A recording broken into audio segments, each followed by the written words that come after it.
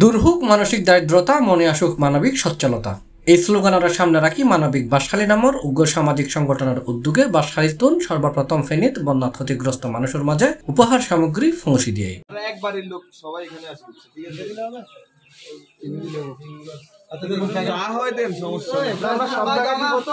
বাঁশখালীর কিছু স্বপ্নবাজ তরুণ মিলিয়ে গড়ে তুললি এই সামাজিক সংগঠন। এই সংগঠন প্রতিষ্ঠার ফরত্তন মরণ মেদি রোগী আক্রান্ত রোগীগুলোর চিকিৎসা সহায়তা, মেধাবী শিক্ষার্থীদের পড়ালেখার সহযোগিতা দিয়ে এই সংগঠন নয়।